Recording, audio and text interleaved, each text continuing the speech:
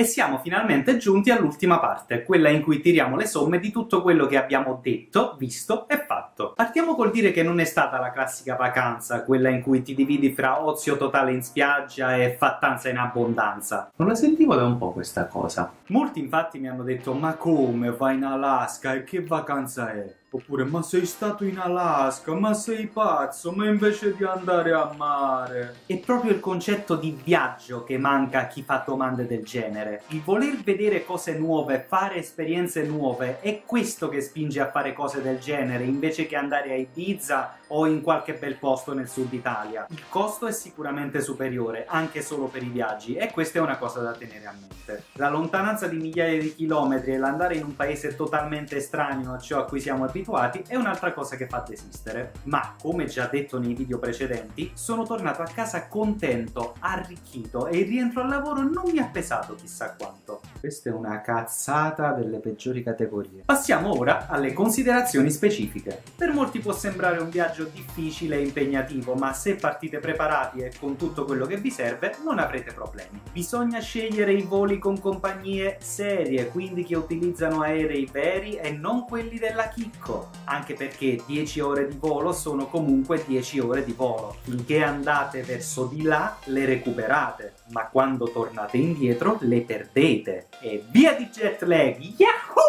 Vancouver è un'ottima tappa, ma alla fine non conviene starci più di un giorno e mezzo. Come già detto, se avete spirito d'avventura, una certa forma fisica e una buona resistenza alle malattie, magari potete optare per un tour interno, ma vi assicuro che la crociera coniuga perfettamente l'esperienza del viaggio con il relax della vacanza. Mare mosso a parte. Sulla nave si respira un aroma americano con un leggero sentore di British in ogni angolo. Ci vuole un po' ad abituarsi, ma alla fine diventa semplice. E portatevi qualcosa per il mal di mare.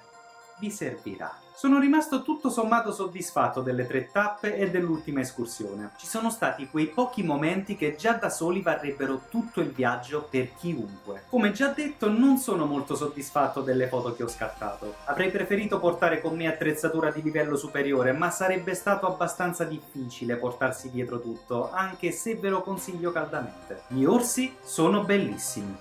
Punto. Le persone con cui avrete a che fare sulla nave o in qualsiasi negozio, bar, ristorante, attività commerciale durante il viaggio saranno sempre gentilissime, sorridenti e cordialissime. Sanno fare il loro lavoro. Ricordate di lasciare la mancia, i turisti possono lasciare fra il 10 e il 20%. Se non la lasciate penseranno di aver lavorato male e verranno a chiedervi il perché o vi metteranno le mani addosso direttamente, non lo so, nei film. Succede. Al contrario delle altre navi da crociera, non sarà così semplice utilizzare la piscina o comunque fare i bagnanti, semplicemente perché fa freddino, quindi l'italiano medio starà nei dintorni della piscina coperta, ma di italiani lì ce ne sono pochi. Quindi io vi ringrazio infinitamente per aver seguito tutta la serie, vi invito a documentarvi cliccando sui link che ho lasciato nelle varie descrizioni e a mettere un bel mi piace ai video. Per ogni ulteriore informazione lasciate un commentino qua sotto e noi ci vediamo al prossimo viaggio,